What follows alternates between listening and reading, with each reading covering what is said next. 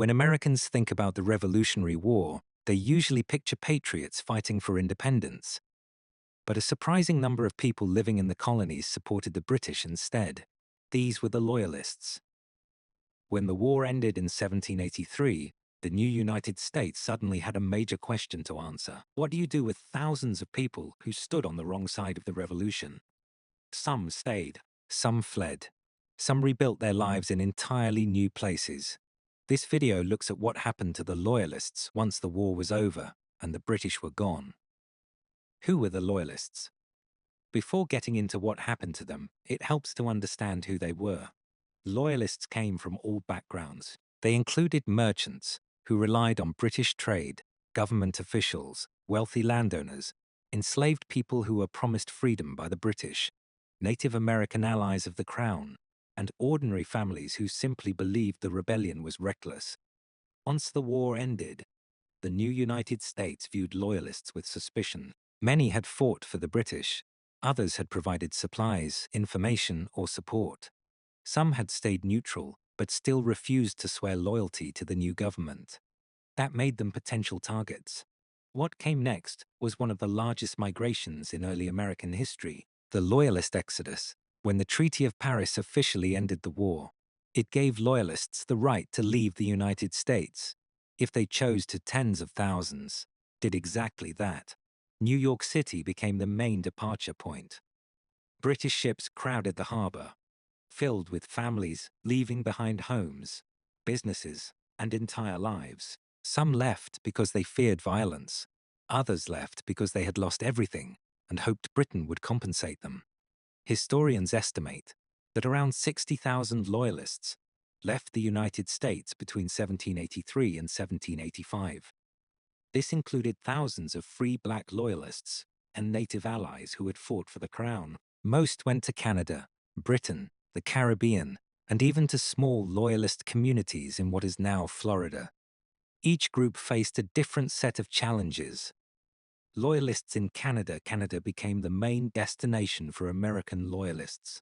At that time, it was still sparsely populated and under British control. The British government promised land, supplies, and support to Loyalist families who resettled there.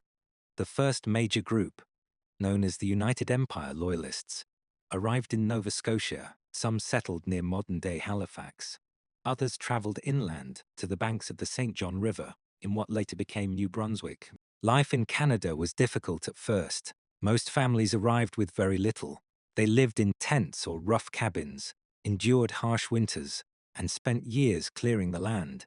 But over time, their presence shaped Canadian society. Many of them helped form the basis of English-speaking Canada. A large group also settled in what became Ontario. These communities helped create a Loyalist identity that still shows up today in local names, traditions, and family histories. For the families who wanted security and British rule, Canada became home. Loyalists in Britain. Not all Loyalists wanted to rebuild life in the wilderness. Some chose to move directly to Britain. They expected a warm welcome, but the reality was mixed. Many Loyalists arriving in London found little sympathy. They were often unemployed, poor, and seen as people who had lost a war on Britain's behalf. They came from a colonial society that did not always translate smoothly into British life. Some struggled to find work. Others faced social snobbery. The British government created a commission that allowed Loyalists to file claims for lost property. Hearings dragged on for years. Some claimants received compensation, but it rarely matched what they had left behind. Still, a portion of Loyalists adapted. Former merchants started new businesses. Some officers continued military careers in the British Army. A few even rose to prominence. But for many, life in Britain felt like a second exile. Black Loyalists, one of the most dramatic chapters of the Loyalist story, involves the black men and women who had escaped slavery by joining the British. During the Revolution, the British promised freedom to enslaved people who fled their patriot owners. Thousands took the risk. Many worked as laborers, guides, soldiers, and support staff for British forces. When the war ended, they faced enormous danger. Returning to the United States meant the possibility of being re-enslaved. To protect them, British officers created a record called the Book of Negroes. It listed nearly 3,000 black Loyalists who were allowed to leave New York and sail to Nova Scotia. They did not receive equal treatment there. Their land grants were often smaller or delayed, and winter conditions were brutal. In time, many black Loyalists grew frustrated with discrimination in Nova Scotia. When the British offered a chance to resettle in Sierra Leone, in West Africa, hundreds volunteered. They built the settlement that became Freetown and helped lay the foundations of modern Sierra Leone. Their story is one of courage and constant reinvention. Loyalist Native Americans, many native nations, sided with the British during the war. They saw the British as a more stable ally than the expanding American colonies. The Iroquois Confederacy, especially the Mohawk under leaders like Joseph Brant, fought alongside British forces. When the British lost, these native allies were left exposed. Their lands were now in the hands of the new United States, which was eager to expand westward. The treaty ending the war did not protect them. Joseph Brant led several hundred Mohawk families to Canada, where they resettled near the Grand River. The British granted them land, although the arrangement was complicated and caused disputes for generations. Even so, the community they built became one of the most important Indigenous settlements in Canadian history. For Native Loyalists, the Revolution was a turning point. Many lost ancestral homelands and faced decades of difficult negotiations with both the United States and Britain. Loyalists who stayed in the United States, not all Loyalists fled. Many remained in the new country. Some had no money to leave. Others felt they could blend back into local society. A few stayed simply because they loved the land they were born in. Reintegration was not easy. In the early years after the war, Loyalists faced angry neighbors, property confiscation, and sometimes violence. Many states had passed laws stripping them of civil rights. Families that had been respected before the war now found themselves isolated.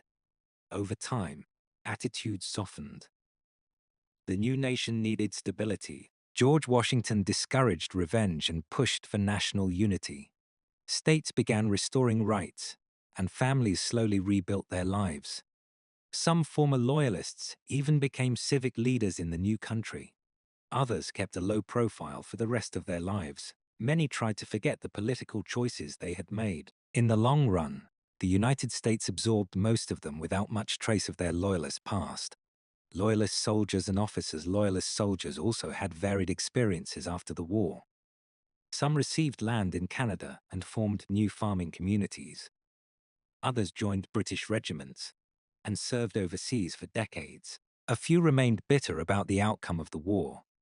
Others accepted the result and settled quietly into new lives. Many officers wrote memoirs defending their decisions and criticizing the Patriots. These writings shaped how later generations understood the Loyalist point of view. Compensation and loss: Loyalists lost enormous amounts of property when the war ended. Homes, plantations, farms, businesses, and personal belongings were seized or destroyed. Many families never recovered financially. The British government tried to help through compensation boards. Hearings took place in London and Canada. Witnesses had to prove what they had owned. Decisions often took years, and final awards were usually far below the actual value of the lost property. Most Loyalists rebuilt their lives from scratch. The Loyalist legacy: Loyalists played a bigger role in shaping North America than most people realize. In Canada, they helped form English-speaking society and influenced institutions, politics, and culture. Streets, towns, and schools still carry Loyalist names. Their descendants celebrate that history today. In the United States, most Loyalists gradually blended the population. Their story faded as the nation created its own heroic narrative about independence. But their experiences remind us that the Revolution was not a simple tale of good versus evil. It was a civil conflict that divided neighbors, families, and entire communities. The lives of the Loyalists show what happens after a revolution ends and people have to pick up the pieces. The Loyalists scattered across the world once the revolution ended. Some found opportunity, others found hardship. Many lived the rest of their lives feeling like strangers. in places that were once home. Their stories add depth to the American Revolution and remind us that history is rarely one-sided. Every victory leaves behind people who paid the price in ways that are often forgotten. Thank you for watching. If you want more stories like this, let us know in the comments. We will see you in the next video.